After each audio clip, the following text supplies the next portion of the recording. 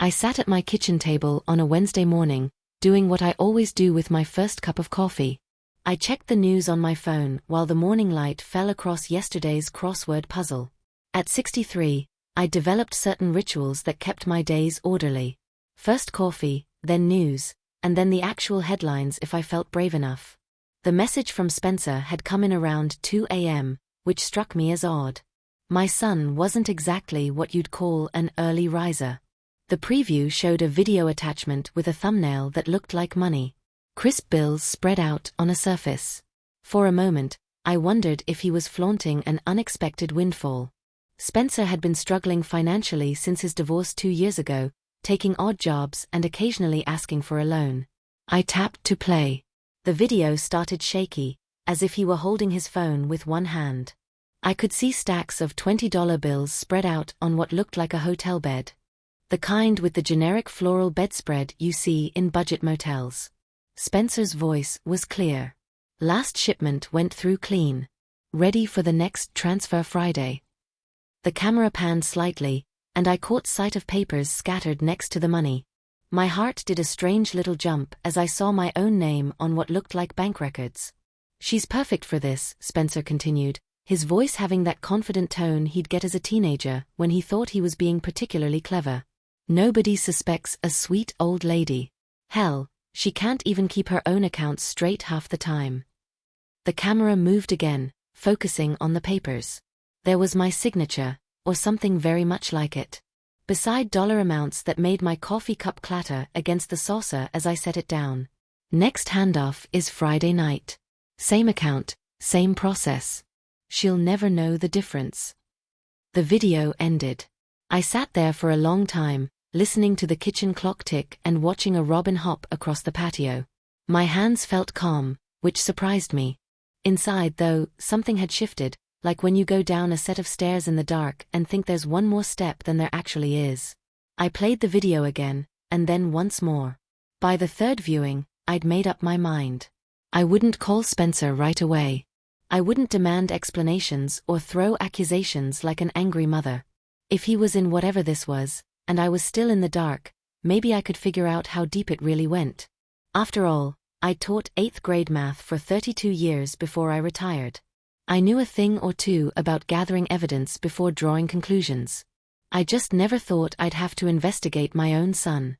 Before we continue, please leave a comment and tell us where you're watching from, and subscribe to Clara's Stories. We're building a community of incredible people who know our best chapters can happen at any age. Now, back to the story. The first thing I did was walk over to my small desk in the living room corner and pull out the shoebox where I kept my bank statements.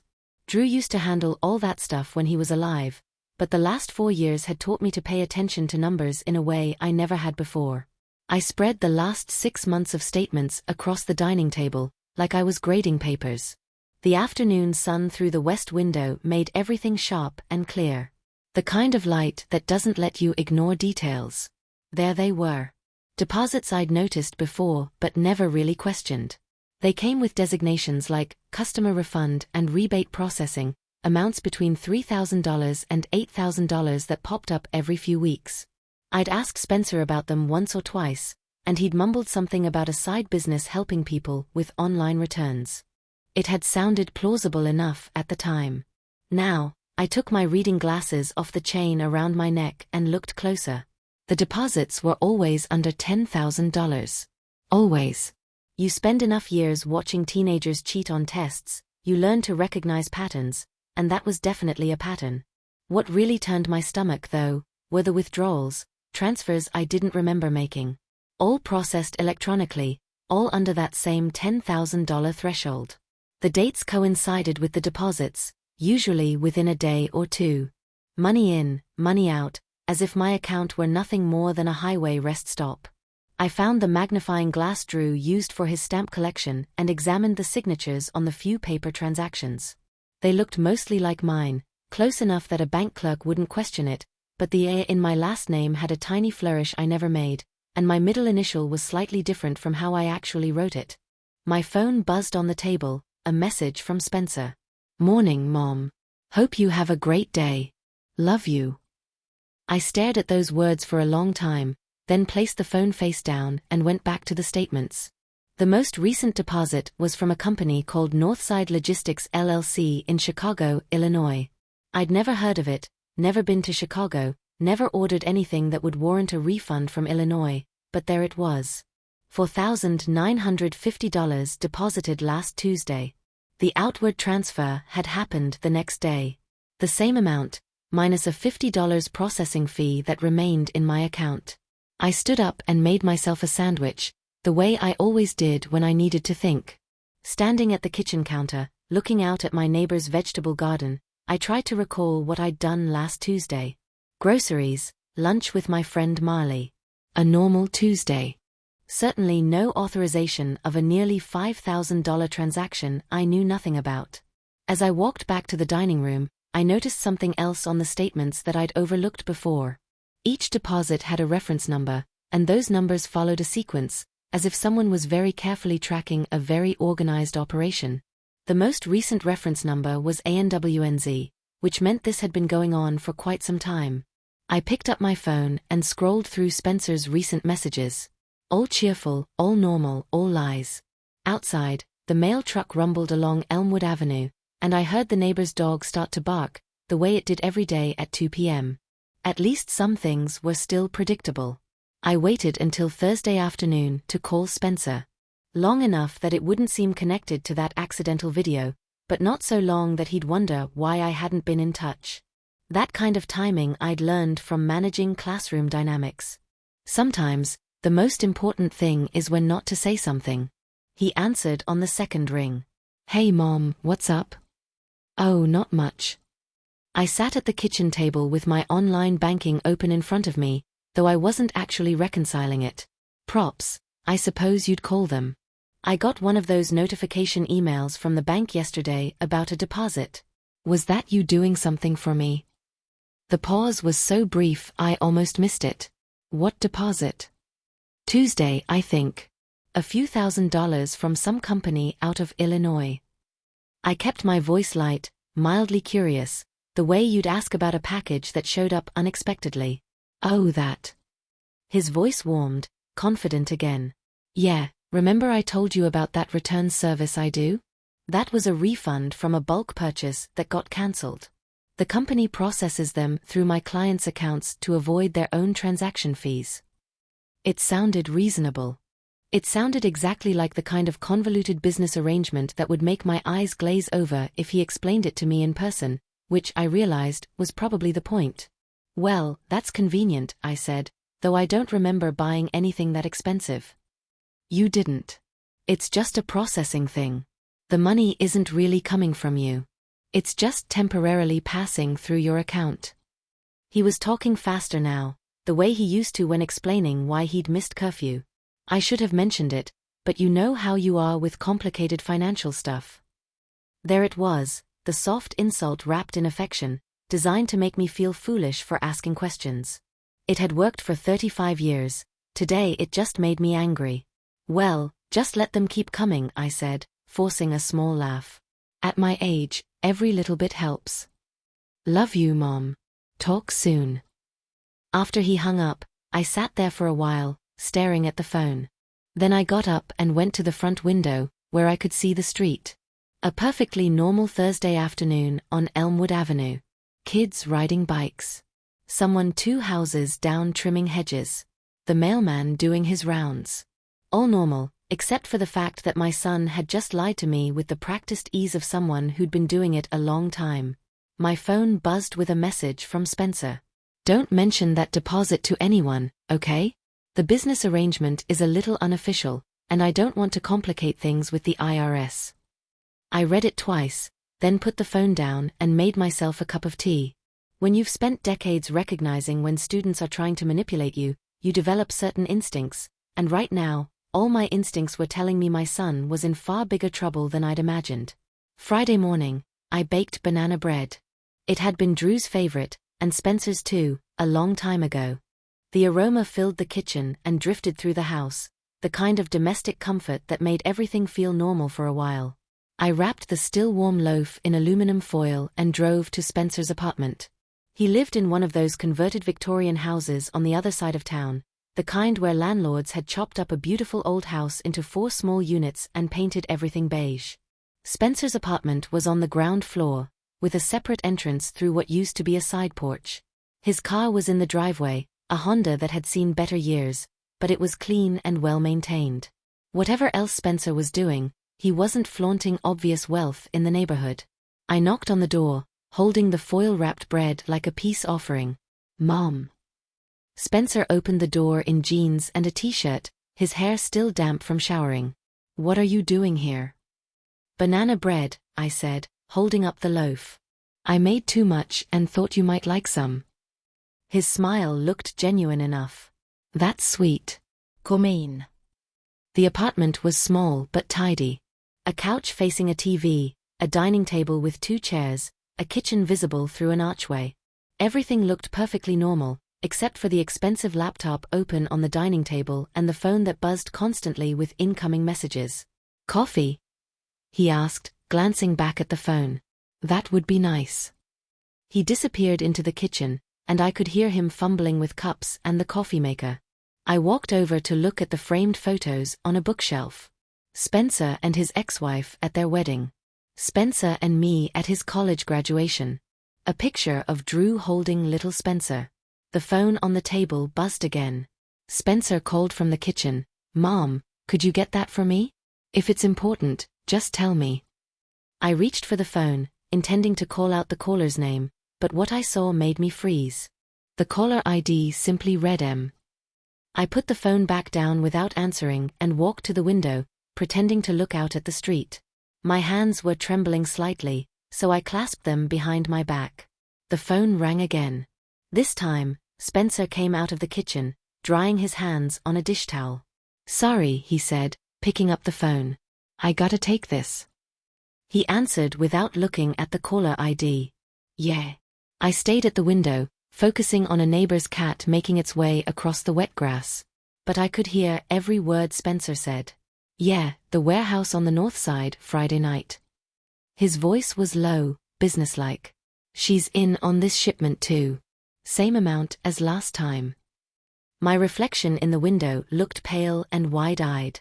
I picked up one of the picture frames and stared at it intently, as if deeply engrossed in studying Drew's face. "No, everything's clean here. She doesn't suspect a thing." A pause. "Yeah, I'm sure, same as always." The coffee maker beeped in the kitchen. Spencer wrapped up the call quickly. "All right. See you tonight." When he came back into the living room, he was smiling again. That easy, familiar smile that had gotten him out of trouble since he was 5. "Sorry about the work stuff." He set a mug of coffee on the table near where I stood. "How's the coffee?"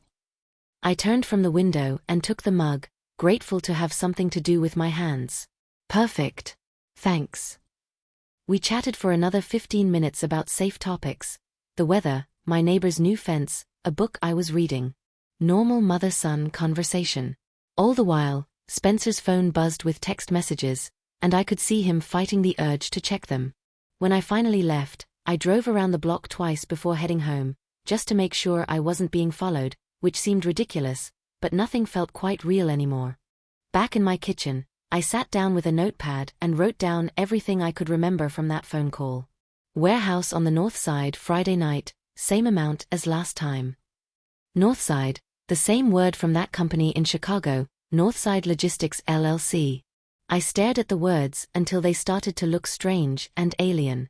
Then I tore the page from the notepad and tucked it into my purse next to my grocery list and the gas station receipt. Some secrets, I was learning, have a weight, and this one was growing heavier by the hour. I called Spencer Saturday morning and suggested lunch. "I've been thinking about what you said," I told him, "about needing help with your business. Maybe we could talk about it over sandwiches." "Sure, Mom, that sounds great." His voice had that pleased tone he used when he thought things were going his way. "How about the Riverside Cafe at noon?" The Riverside Cafe was on a patio overlooking the water, with picnic tables under blue umbrellas and the smell of fried fish wafting from the kitchen. Spencer was already there when I arrived, seated at a corner table with his back to the water. He stood up to hug me, and I noticed something glinting beneath the sleeve of his shirt.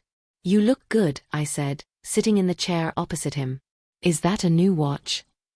He glanced down, adjusting his sleeve, but not before I caught a glimpse of silver and what looked like diamonds around the bezel. Oh, this old thing. It was a gift from a friend. Must be a good friend. I opened my menu, though I already knew what I wanted. Expensive taste. Yeah, well. Spencer shrugged, suddenly intent on studying the lunch specials. Some people are generous. We ordered a club sandwich for me, fish and chips for him, and made small talk about the weather and the boats passing on the river. Normal conversation, except for the way he kept checking his phone, and the fact that his old thing of a watch probably cost more than I spent on groceries in 3 months. When the waitress brought our food, I leaned forward slightly. So, tell me more about this business of yours, the return service. It sounds complicated, but if there's a way I can help. Spencer's face lit up. It's not that complicated really, just time-consuming. He picked up a French fry, gesticulating with it as he spoke. See, companies get stuck with returned merchandise they can't resell through normal channels. So they sell it in bulk to liquidators, who then sell it to guys like me. And then you resell it, sometimes. Or I help the original companies process refunds to avoid the loss on their books. It's all legal, just creative accounting. He was good, I had to admit. The explanation sounded plausible, delivered with just the right amount of enthusiasm and casual expertise. Had I not seen that video, not traced those bank transactions, I might have believed him. And that's where my account comes in. Exactly. Sometimes the refund amounts are too big for my personal accounts. So I temporarily use family accounts, just for the processing. He bit into his fish, chewing thoughtfully. The money's never really gone, Mom. It's just moving through different accounts to avoid automatic flags. Flags? Yeah, banks have to report certain transactions to the government. Anything over $10,000 gets flagged automatically. So we keep everything under that threshold. There it was. He just described money laundering to me as if it were a perfectly reasonable business practice. And he'd done it while eating fish and chips on a sunny Saturday afternoon, as if he were explaining how to change a tire. How much money are we talking about here? I asked. Nothing for you to worry about, usually just a few thousand at a time. Spencer reached across the table and patted my hand. I really appreciate you being so understanding, Mom. Not everyone would be so trusting. I looked at his hand covering mine. No wedding ring anymore, but there was a thin ring on his pinky finger I'd never seen before. Gold with some kind of stone. Probably another gift from a friend. I just want to help if I can, I said. You've had a rough time since the divorce. Things are turning around, though. This business is really taking off. He glanced around the restaurant, then leaned closer. Between you and me, I'm thinking of buying a house soon. Something with a little more space. A house? With what money? His rent couldn't be more than $1,200 a month, and he'd asked me for grocery money just last spring. That's wonderful, dear. Where are you looking? Nothing specific yet, but there's this place up on Highland Ridge. He trailed off, suddenly looking uncomfortable. Anyway, nothing's set yet.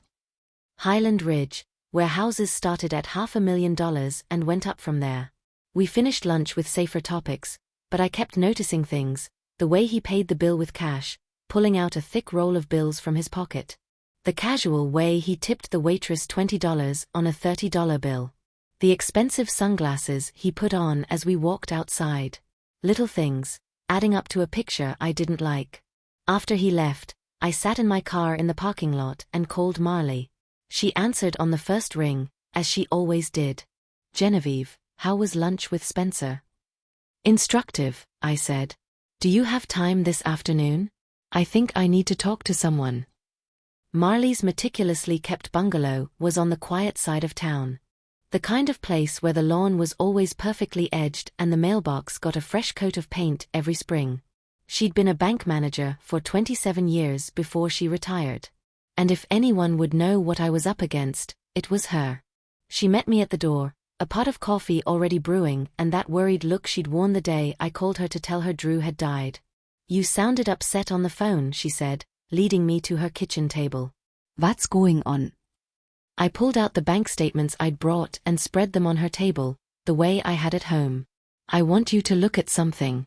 Tell me what you see. Marley put on her reading glasses and leaned forward, her finger tracing the patterns of deposits and withdrawals. She was silent for a long time, occasionally making small humming noises that meant she was thinking. Genevieve, she finally said. Where did you get these? They're mine. My account. Her head snapped up. These are your transactions. That's what I'm trying to figure out. I told her about the video, about Spencer's explanations, about the phone call I'd overheard. Marley listened without interrupting, her expression growing more serious with each detail. When I finished, she leaned back in her chair, rubbing her forehead. Oh honey, this is bad. How bad? This is classic money laundering. See these amounts. She pointed to the deposits, always under $10,000, to circumvent federal reporting requirements. And look at the timing. Money in, money out. Usually within 24 hours. Your account is being used as a pass-through. My coffee had grown cold in my hands. What does that mean for me? Legally, if the authorities find out about this, you're complicit. Banks are required to report suspicious activity, and this pattern would definitely fall under that. Marley leaned forward. They wouldn't care that you didn't know. Your signature is on the account, your name is on the transactions. But I didn't sign these transfers. I never authorized them. Can you prove that? Because someone with access to your account information authorized them. And if you didn't report them as fraudulent when they happened? I hadn't, of course. I'd noticed the deposits and been grateful for them. I'd noticed the withdrawals and assumed I was forgetting things. The way Drew, at the end, forgot he'd written checks. What do I do? Marley was silent for a moment, turning her coffee cup in small circles on the table. You need proof that you weren't a willing participant. Documentation showing you recently discovered this and tried to stop it. How do I do that? Start with your bank. Request detailed records going back at least a year. Ask for copies of all authorization documents. If Spencer forged your signature or used electronic access without your knowledge, there might be a trail. She paused. But you have to be careful how you do this. What do you mean? Think about it, Genevieve. If Spencer is dealing with people who move this kind of money, and he realizes you're investigating. She didn't finish the sentence, but she didn't have to. The afternoon light streamed through Marley's kitchen window, painting patterns on the table between us. Outside, a neighbor mowed his lawn. The sound was distant and normal. Everything felt normal, except for the conversation we were having. Do you think he'd hurt me? I think desperate people do desperate things. And if there's as much money involved as these statements suggest. Marley gathered the papers into a neat stack. You have to be careful. If he realizes you know, you could be in danger too. I drove home slowly, taking the long way through the residential streets where families were barbecuing and kids were riding bikes on the sidewalks. Normal Saturday afternoon life. While I carried a folder full of evidence that my son was a criminal. Back in my kitchen, I made a list of what I needed to do. Bank records, documentation, proof that I was a victim and not an accomplice. And I had to do all of it without Spencer knowing what I was up to. The hardest part, though, was the knowledge that Marley was right. The man I had raised, the boy who used to bring me dandelions and call them flowers, might actually be dangerous now. Some truths, I was learning, have teeth. Sunday evening, I was at the kitchen table, the statements spread out again, making notes on a notepad, when I heard a car door slam in my driveway. I looked through the window to see Spencer walking up the front path, with that quick, purposeful stride that meant he wanted something. I swept the statements into a pile and shoved them under the morning newspaper just as the doorbell rang. Mom. Spencer called through the door. It's me. I opened the door to find him slightly out of breath, car keys still in his hand. Spencer, this is a surprise. Hey, sorry to drop by unannounced, but I was in the neighborhood, and I have to run a quick deposit through your account. Is that okay? He was already moving past me into the house, heading for the kitchen where my laptop usually sat on the counter. Today, fortunately, it was closed. "Oh," I said, following him. "Actually, I was just about to leave. Marley called, and she needs some help with something. It'll only take a minute." Spencer looked around the kitchen, taking in details I'd never seen him notice before. "Where's your laptop?" "I put it away, and I really should be going." Marley sounded upset. But instead of leaving, Spencer sat down at the kitchen table. "What's wrong with Marley?" "I'm not sure. She just said she needed company." I stood my ground, hoping he'd take the hint. "Maybe we could do the deposit thing tomorrow. It's a bit time-sensitive." Spencer's gaze had fallen on the corner of the newspaper, where a few lines of the bank statement beneath it were visible. "What's that?" My heart did an unpleasant flip. "What's what?" He leaned forward, lifting the edge of the newspaper. I moved quickly, putting my hand over the paper. "Just bills, nothing interesting." "Bills." Spencer's eyes met mine, and for a moment, we just stared at each other. "Mom, that looks like bank statements." "Well, yes, I pay bills from my bank account." I tried to keep my voice light, though my pulse was racing. Revolutionary concept. Spencer didn't smile at the joke. Instead, he leaned back in his chair, studying my face with an intensity that made me uncomfortable. "You're not starting to ask questions, are you?" The question hung in the air between us, sharp and dangerous. Outside, a dog barked somewhere down the street, and I could hear the distant sound of a TV from my neighbor's house. Normal Sunday evening noises that felt very far away. Questions about what? I asked. Spencer continued to stare at me for a time that felt very long but was probably only a few seconds. Then his expression softened again, morphing into that familiar, easy smile. "Nothing, Mom, I just worry about you sometimes, you know? All alone in this big house, stewing too much." He stood up and walked toward me. "You'd tell me if something was bothering you, wouldn't you?" "Of course." He kissed my cheek, the same casual parting gesture he'd made since he was tall enough to reach my face without standing on his tiptoes. But this time, his hand rested on my shoulder a moment longer than usual. "I'll call you tomorrow about that deposit," he said. "Enjoy your evening with Marley." After he left, I waited until I heard his car back out of the driveway and disappear down Elmwood Avenue before I took away the newspaper and looked at the statements again. My hands were trembling slightly as I gathered them up and took them to my bedroom, where I locked them in the small safe Drew had installed in our closet years ago. I called Marley, letting her know I'd used her as an alibi, just in case Spencer checked. "He just left," I told her, "and I think he suspects something." "What makes you say that?" I described the visit, the way he'd looked at the statements, that question he'd asked. Marley was silent for a long time after I finished.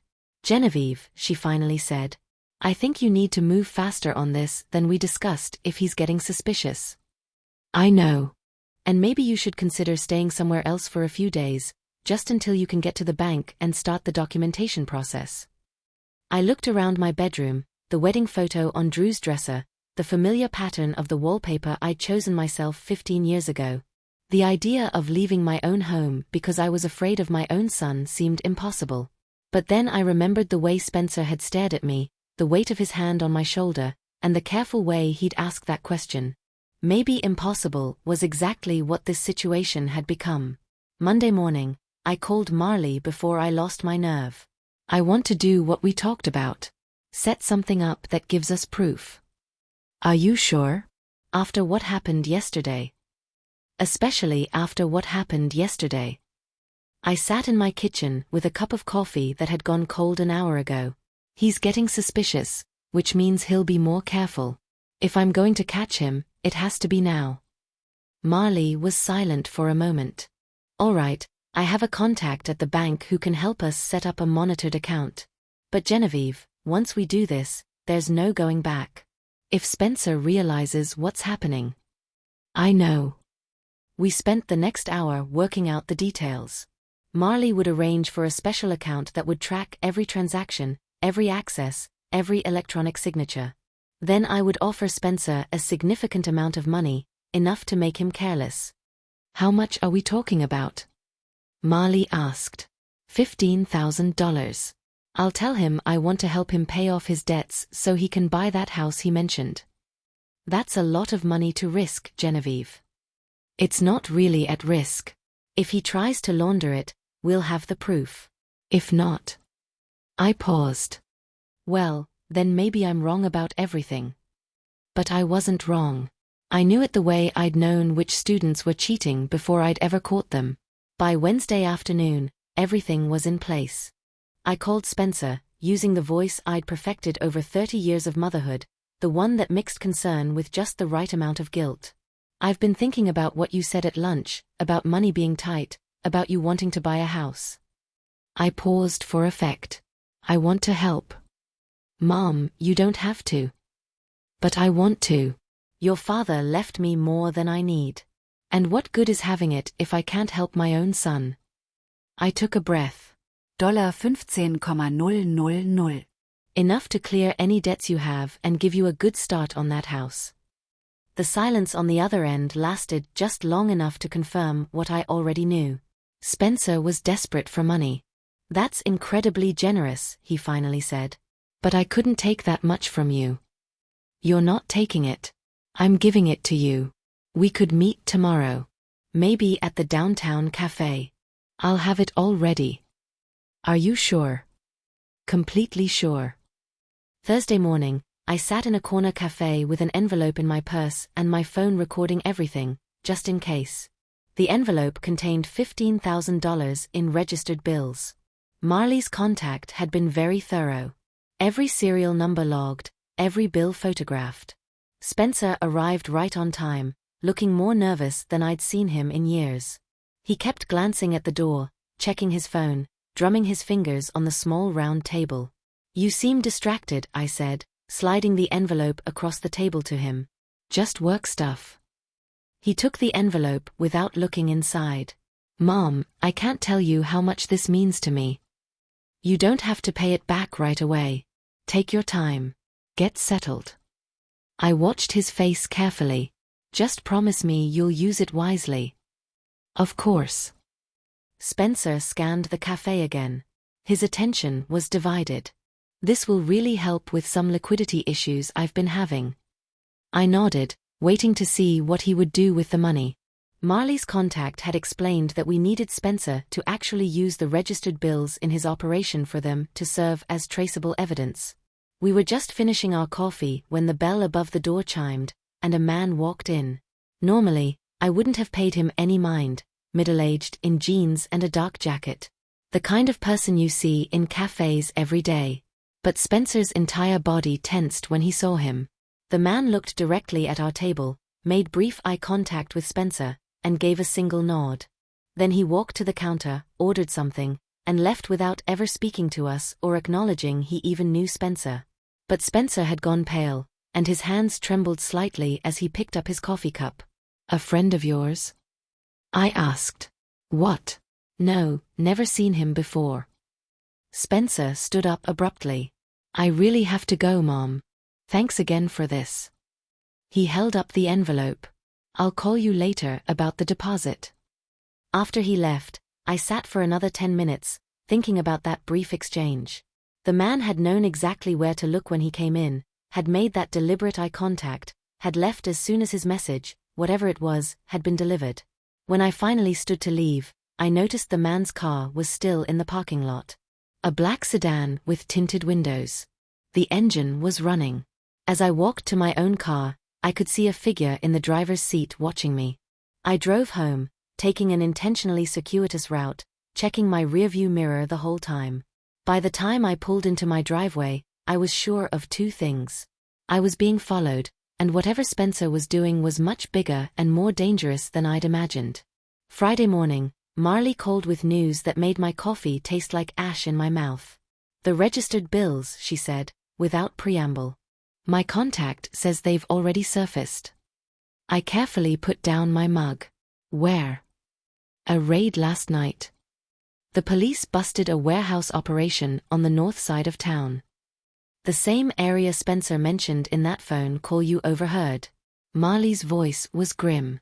They found some of your bills in a money counting machine, mixed in with about $200,000 in cash. So, they have proof. They have proof that the money you gave Spencer went directly into a major money laundering operation, the kind that processes cash for drug traffickers and other organized crime. She paused. Genevieve, the detective I spoke with says they've been watching this operation for months. They're making arrests today. My hands hat gone numb. What about me? You're in the clear. The bank records we set up show the money came from your legitimate accounts, and there's documentation that you cooperated with the investigation. Another pause. But Genevieve, they want to use you to get Spencer to talk. What does that mean? They want you to act normal if he contacts you. Let him think everything's fine until they can safely pick him up. I was still at the kitchen table 2 hours later when my phone buzzed with a message from Spencer. The message was short. Things have gone south. We need to talk now. I stared at those words for a long time before calling Marley back.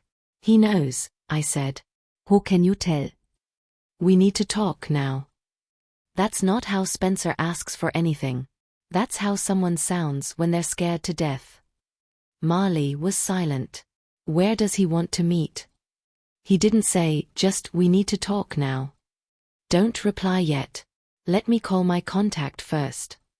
20 minutes later, Marley called back. They want you to suggest meeting at Central Park. The one downtown with the gazebo. It's public. They can position people around. What if he's dangerous now? What if he realizes I'm the one? Genevieve. Marley's voice was firm, calm. You don't have to do this. But if you don't, he'll run. And if he runs, he might never be held accountable for what he did to you. I thought of all those bank statements, all those forged signatures, all those months of transactions I'd never authorized. I thought of the way he'd lied to me so easily, the way he'd disregarded my intelligence, the way he'd used me as if I were just another tool in his criminal operation. Tell them I'll do it, I said. I texted Spencer back. Central Park in an hour, by the gazebo. His reply came instantly. Okay. As I got dressed, carefully choosing my clothes as if preparing for something important, I wondered if this was what being brave felt like. It didn't feel noble or heroic.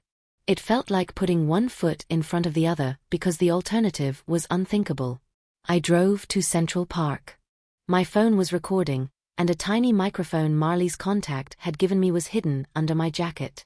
The park was busier than usual for a Friday afternoon. Joggers, families with children, people walking dogs. I hoped they were all just ordinary citizens enjoying a nice day. Spencer was already there when I arrived, sitting on a bench near the gazebo. He looked terrible, pale, unshaven, wearing the same clothes I'd seen him in yesterday. When he saw me, he stood up quickly, his movements sharp and nervous. "Mom," he said as I approached. "Thank God you're here." For a moment, looking at his face, I almost forgot why I was there. He looked so much like the little boy who used to climb into my lap when thunderstorms scared him. But then I remembered the warehouse raid, the registered bills, the months of lies. "What's wrong, Spencer?" I asked, sitting down on the bench. He sat beside me, close enough that I could smell his fear, his sweat, his desperation, and something metallic, like blood, though I saw no wounds. "Everything's falling apart," he said. "The business, the people I'm working with, it's all going south." "What people?" "You don't understand. These aren't good people, Mom. And now they think someone talked to the police." A chill ran down my spine. What makes them think that? Spencer turned to face me directly, and I saw something in his eyes I'd never seen before. Not just fear, but suspicion. "The money you gave me," he said. "It was registered." The words hung between us like a blade. Around us, the park continued its normal Friday afternoon rhythm. Kids on swings, a couple walking their dog, teenagers playing frisbee. All of it felt impossibly distant. Registered. I kept my voice calm, though my heart hammered. "What do you mean?" "Serial numbers tracked by federal agents." Spencer's eyes never left my face. The kind of bills they use in undercover operations. I looked at him with what I hoped was confusion, not terror. I don't understand. I took that money out of my savings account. Did you? His voice had grown cold in a way I'd never heard before. Or did someone help you get it? Someone who wanted to know where it would end up. A jogger ran past our bench, headphones in, intent on his run. I wondered if he was one of the officers Marley had mentioned, or just a man trying to stay in shape. Spencer, you're scaring me. What are you talking about? For a moment, something flickered across his face. Perhaps doubt. Perhaps the last remnant of the son who used to trust me completely. Then it was gone. The people I work with don't believe in coincidences.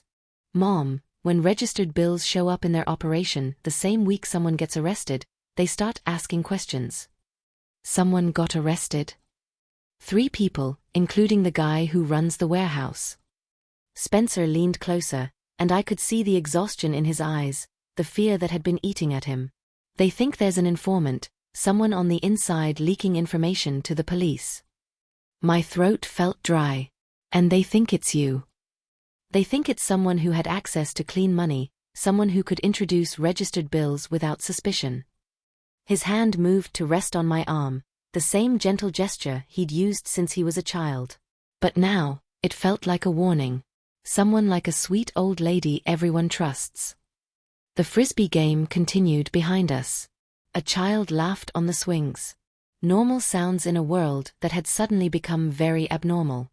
Spencer, I said softly, I gave you that money because I love you, because I wanted to help. I know. His voice cracked slightly. That's what makes all of this so messed up. I'd never heard him sound so bitter. The anger was new, raw. What are you going to do? I asked. Before he could answer, I saw movement in my peripheral vision. 2 men in plain clothes approaching us from different directions, moving with the kind of purposeful coordination that meant they weren't just parkgoers. Spencer saw them too. His hand clamped down on my arm, not painfully, but firmly enough to make his point clear. Mom, he said, his voice suddenly urgent, if they ask you questions, you don't know anything about my business. You gave me money because you're a generous mother, nothing more. Can you do that for me? The men were closer now. One of them spoke into what looked like a cell phone, but his eyes were on our bench. Spencer Morrison. Spencer's hand dropped from my arm. He looked at me for one last moment, and I saw something break in his expression. The final realization that the person he trusted most in the world was the person who had brought him to this moment. Yes, he said quietly. You're under arrest.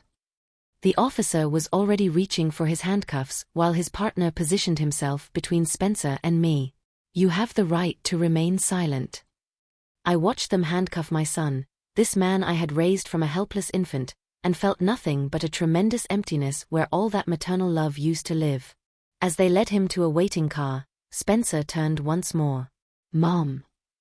I met his eyes and said the only thing I felt was true. I told you I'd always help you, Spencer. I just never said how. The understanding that flashed across his face was terrible to behold, but I did not look away. After the police car had disappeared, I sat on the bench for a long time, watching the ordinary people in the park live their ordinary lives. Eventually, one of the officers approached me and told me I could go home. Home, where I would close the banking app on my phone, delete Spencer's access to my accounts, and make myself a cup of tea in the kitchen where all of this had begun days ago. Some stories don't have happy endings. Some stories just have necessary ones, and sometimes if you're very lucky, those turn out to be the same thing. So that's my story. I'd love to hear what you think. Did I do the right thing reporting my own son, or should a mother always protect her child, no matter what they've done? Let me know in the comments, and subscribe for more stories like mine. If you enjoy these stories and would like to support our work so we can continue creating new content, we would be very grateful for a small donation. Every contribution helps us keep going. Thank you for listening.